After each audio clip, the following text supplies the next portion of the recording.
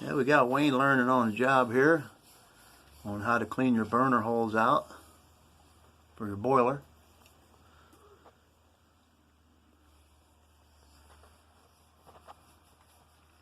Just get yourself some of these brushes and you can do this job yourself. Save yourself about 150 bucks.